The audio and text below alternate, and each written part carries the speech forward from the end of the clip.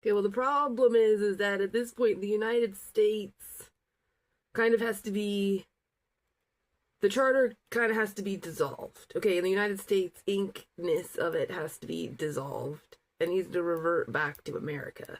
So, how that happens, nobody knows, right? But the problem is now the United States is somehow in this enormous amount of debt.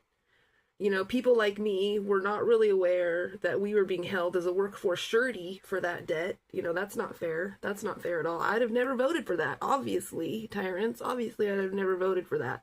I'd have never approved that. Had I known, right? Had I ever been asked, that's the story of my life. It's like, had you asked me, you would have gotten the opposite fucking answer. Okay? The opposite fucking answer.